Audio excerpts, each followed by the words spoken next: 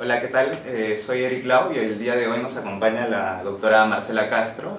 una amiga de la Universidad Católica, en nuestra casa de estudios, quien hace 2 días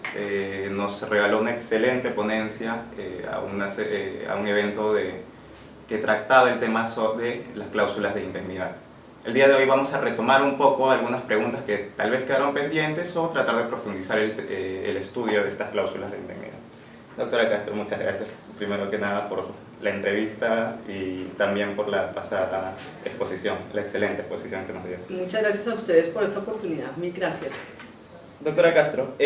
primero que nada, y tal vez para tratar de enfocar el tema y recogiendo un poco lo que nos habló en su exposición, quisiéramos hablar de los fundamentos de las cláusulas de indemnidad. En la exposición se mencionó la naturaleza semejante que tienen con las cláusulas exoneratorias de responsabilidad, de limitación de responsabilidad. No sé si podría profundizarnos un poco más sobre el tema. Muchas gracias, Eric. Pues la verdad este es un tema que ha capturado mi interés hace unos años porque se ha convertido en una práctica que existe hace muchos años en los países del Common Law y que ha venido por la vía de estos contratos trasplantados con unos modelos ya muy comunes en esos sistemas anglosajones, en donde una de las partes o de manera paritaria las dos partes se comprometen a mantener indemne o libre de daño a la otra parte por unos eventos que se convienen específicamente en el pacto. Han sido unas cláusulas que, diríamos, en cuanto al fundamento que usted me pregunta, con la ilusión que tienen las partes en un contrato de que si hay contingencias, pérdidas o daños, alguien diferente a esa persona los asuma y lo asuma como un compromiso solemne en el contrato, y cuando se presenten esos eventos que disparen, desencadenen esa indemnidad, pues la otra parte estará obligada y dispuesta a hacer esos pagos para evitar que el patrimonio de la otra parte no se vea afectado adversamente por el advenimiento de cualquier contingencia o riesgo que se prevea en el contrato. La verdad es que para nosotros, en nuestro sistema civilista, como el peruano también lo es difícil concebir estas cláusulas que no están previstas en la ley completamente por fuera del régimen de la responsabilidad civil. Si bien tienen una finalidad especial, para nosotros es difícil creer que se tratan simplemente de unas cláusulas que, si son técnicamente y claramente redactadas, establecen de manera clara la responsabilidad por esta indemnidad en cabeza de una de las partes y en beneficio de la otra. Pero si nosotros vemos el panorama desde una perspectiva más amplia y vemos el tema de las relaciones de las partes en un contrato donde se están asignando riesgos de posibles contingencias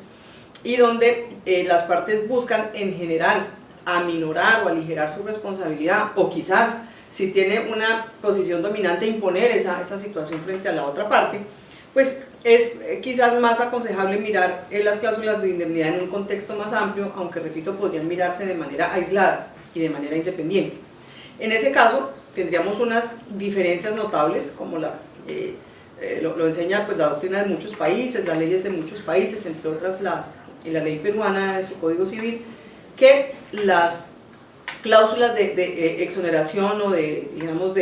donde la autonomía de la voluntad de las partes entra a modular y entra a reformar ese régimen general de la responsabilidad, esas cláusulas son en general aceptables. Se entiende que las partes tienen la posibilidad de hacer modificaciones al régimen común, siempre y cuando no estén, por ejemplo, excusando, liberando de responsabilidad por un error inexcusable. En Colombia también, la idea de la condonación del dolo futuro, que iría contra las buenas costumbres, las buenas prácticas y la buena fe en los contratos, también nos darían esa limitación. Pero aquí estamos hablando más que todo es de las relaciones entre las partes y cuál sería la magnitud de la indemnización al momento de un incumplimiento contractual. En la cláusula de indemnidad, realmente lo que se está mirando no es el fenómeno de la responsabilidad o de la carga indemnizatoria de las partes, sino que pasa frente a ciertas contingencias que incluso pueden venir de afuera, pueden venir de terceros, y que uno diría son contingencias que en principio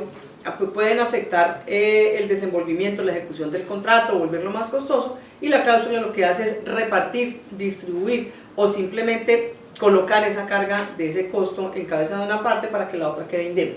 Entonces, repito, puede estudiarse de manera aislada, pero para nosotros, y yo pues que he estado mirando el tema, es realmente muy difícil aislarla completamente de las reglas generales de la responsabilidad civil. Muchas gracias, doctora. Un segundo problema que tal vez también fue tocado en su exposición y ahorita mismo en la respuesta que nos acaba de brindar, es que estas cláusulas generalmente son observadas o son cuestionadas mayormente en contratos del tipo asimétrico, es decir, donde ambas partes no tienen la misma cantidad de información. Es en estos casos en donde se cuestiona esta cláusula por su, digámosle, abusividad, y muchas veces se puede llegar a ser ineficaz esta cláusula por estos motivos. Pero ¿qué sucede en los contratos puramente paritarios, en donde incluso se puede haber pactado una cláusula del tipo bilateral, en donde ambas partes gocen de esta indemnidad? Vemos que en estos casos también se pueden dar situaciones en que se va a reputar como abusivas estas cláusulas por una aplicación en concreto, pero sin embargo en su formulación dentro del contrato sí fue negociado por ambas partes. ¿Cómo atacar esas cláusulas? ¿Cómo defendernos contra ese tipo de cláusulas? Ese es un punto muy interesante el que planteas, porque estas cláusulas han sido diseñadas para los profesionales. Es más, no han sido diseñadas, las diseñan los profesionales. En el caso por caso, en la situación particular, en los diferentes contratos donde se utilizan, en los contratos de construcción que mencionábamos, en los contratos donde hay contratistas independientes, el famoso outsourcing o tercerización, donde se encargan unas actividades a un tercero y vienen reclamos de otros terceros, y que vienen los contratantes o los propietarios a trasladar todo ese riesgo y a reclamar indemnidad plena a estos contratistas y subcontratistas. Y muchos otros contratos, se hablaba de los contratos de distribución, de los contratos de franquicia, los casos de ventas de empresas a través de fusiones y adquisiciones, o sea, muchas situaciones en donde lo que realmente hay son profesionales que conocen y evalúan sus riesgos y pactan entre ellos esa transferencia de riesgos que pueden darse o que pueden no darse. Si se dan, entonces habría supuestamente una solución clara para quien asume ese costo. Es decir, que de entrada estaríamos diciendo, y varias normas que tienen que ver con relaciones de trabajo, relaciones con consumidores, en general, estas relaciones donde no hay paridad, donde no hay igualdad, donde ahí se considera que hay una parte vulnerable y otra parte fuerte, estas cláusulas casi que hay unanimidad en que no son de recibo, porque sería muy sospechoso que ante un abuso de posición dominante, un empresario de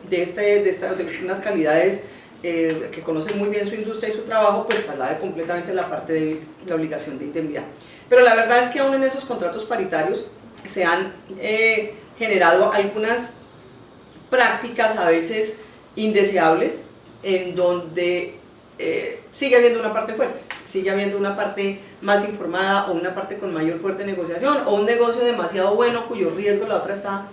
dispuesta a asumir. Pero se han cuestionado incluso en las cortes anglosajonas, en los Estados Unidos, en Inglaterra, en los países anglosajones, se ha cuestionado incluso cuando esas cláusulas son tan amplias, son, diríamos, tan ambiguas, son tan generales, que, y a veces ni ambiguas, son tan claras, puede haber ambigüedad, puede haber claridad, pero lo que terminan haciendo es trasladando todos los riesgos y todas las contingencias y todas las pérdidas a una de las partes, aun cuando la otra ha participado en la causación o en la génesis de ese riesgo. Entonces, si bien estas cortes inicialmente, y esta historia pues es muy larga, es una historia de muchísimos años, digamos unas historias de 40, 50, 60 años de jurisprudencia, nos dicen que el juez tiene que respetar la voluntad de las partes y aplicar lo que ellas quieren. Y si la cláusula es clara, podríamos decir que la que aceptó eso y le cayó la contingencia, pues está de malas y tiene que aceptar su mala suerte. Pero en general, lo que se ha llegado a decir es que no pueden estas cláusulas justificar una posición de abuso, incluso en cláusulas que han sido negociadas por partes profesionales, y se han generado también, mencionaba en la conferencia, una tendencia de legislación. Esto era muy convencional, muy de la autonomía de la voluntad, pero ya los estados, muchos estados de los Estados Unidos, en una altísima mayoría, sobre todo en contratos de construcción y en contratos de explotación de gas y de petróleo, estas de recursos naturales, se ha dicho que estas indemnidades no pueden pactarse de manera que se trasladen a una de las partes deudores de la indemnidad esta obligación particular cuando la otra ha contribuido o ha causado plenamente ese daño, porque sería, volviendo a los principios de responsabilidad civil, sería, por ejemplo, premiar al beneficiario cuando ha sido su negligencia o su descuido ha contribuido a la causación de ese daño que se quiere convertir en la fuente de la indemnidad, y esto realmente genera situaciones injustas y situaciones indeseables en la contratación. Perfecto, doctora. Justamente con lo último que mencionaba, muchas veces puede contribuir el mismo sujeto que va a ser materia de la indemnización a la producción del daño. Nos tocó también el tema del deber de prevenir el daño, un deber que es la contrapartida, por así decirlo, de las cláusulas de indemnidad. ¿Puede hablarnos un poquito más de este deber de contribuir y también precisarnos en un aspecto más concreto de si este deber es una especie de carga del beneficiario o una obligación implícita que puede ser exigible o aplicable al beneficiario de la indemnidad pese a no haberse pactado en la misma cláusula de indemnidad? Pues muy interesante, realmente aquí hay mucho que hablar al respecto. La teoría más estricta de las cláusulas de indemnidad dirían que lo que no está allí no es la voluntad de las partes y no podría ni interpretarse por el juez ni imponerse por el juez, ni entenderse como presente en un contrato. Las partes tienen la libertad de limitar esta obligación tanto como quieran o de extenderla. Por ello, se ha dicho que lo que no esté allí no existe para el mundo de la indemnidad. Sin embargo, este deber que existe de mucho tiempo atrás, que nació con el contrato de seguro y que se ha extendido como un deber general de quienes son beneficiarios de una indemnización, el deber de mitigar y evitar la extensión del daño. Es decir, que tienen una carga de buena fe, entonces se dice, aunque no estuviera escrito, las cargas propias del contrato, los deberes secundarios que tienen que ver con la corrección y la colaboración en el contrato, traerían una injusticia si ese beneficiario permite la extensión del daño para lograr una mayor indemnización. Entonces, yo diría que si bien estas cláusulas tratan de ser muy literales en su interpretación, los nuevos principios de la contratación, la colaboración de las partes, incluso el solidarismo contractual, la cooperación de las partes, la información, la buena fe, harían que ese deber de mitigar los daños que se están generalizando en la contratación no deba ser una excepción en las cláusulas de indemnidad. Es decir, que si bien uno lo había pactado muchísimo como una estipulación expresa, cuando no se haga esa estipulación expresa, sí sería del caso pensar que ante, por ejemplo, una negligente actuación del beneficiario que permitió la ampliación o la propagación del daño, pueda imponérsele esa limitación, teniendo en cuenta que debe hacer esfuerzos razonables para evitar la propagación del daño. Y por ello, pues, pienso que sí evoluciona esta idea de las cláusulas de indemnidad con los principios generales de la contratación. Y muchas veces vemos que, bueno, en la práctica profesional hemos visto que en típicas cláusulas de indemnidad en donde no solo se pacta la indemnidad a favor de la propia contratante, sí, sino que se extiende a los accionistas, directores u otros terceros que estén vinculados con el beneficiario de la indemnidad. ¿Cuál es su punto de vista frente a este tipo de pactos con respecto a estos terceros que no formaron parte del contrato? Es decir, los que no entraban dentro de este relativismo contractual. Sí. Y se ven de alguna manera beneficiados o se ven incluidos en esta cláusula de indemnidad. Sí, son cláusulas muy usuales. Alguien que hizo la pregunta hace 2 días, creo que fue una pregunta muy acertada, muy afortunada, que la verdad no había pensado mucho en eso y me puso a pensar también. Pues las posibilidades, como incluso en ese panel de respuestas surgió, es tenerlo como una estipulación a favor de un tercero, en donde estos terceros podrían beneficiarse en relación a esa estipulación de indemnidad cuando se dispare, se desencadene el hecho generador de la indemnidad, y estos terceros, por lo menos en el derecho colombiano, no necesitan vincularse a la estipulación, sino simplemente aceptarla expresa o tácitamente y recibir el beneficio de la indemnidad. La otra posibilidad, también pensándolo bien, con base en una respuesta de los otros profesores, tendría que ver con que estas personas implícitamente quedan vinculados como partes si no bien en todo el esquema del contrato y la ejecución del contrato y las obligaciones contractuales. En virtud de la indemnidad se vuelve el contrato también o una cláusula casi que separable, relativa específicamente a las partes y también extensible a estas personas que ya no serían terceros sino son partes de la cláusula de indemnidad en sí misma. Correcto. Y ahora vamos a pasar a dos temas que son prácticos, ya de aplicación concreta. En algunos casos, y nuevamente de la práctica profesional, han salido los temas de que muchas veces el beneficiario de la indemnidad, a efectos de evitar un mayor daño, con respecto a lo que hablábamos hace unos momentos del deber de mitigar el daño, realizan transacciones con los terceros afectados. Sin embargo, como esa situación no estaba prevista en estas cláusulas de indemnidad,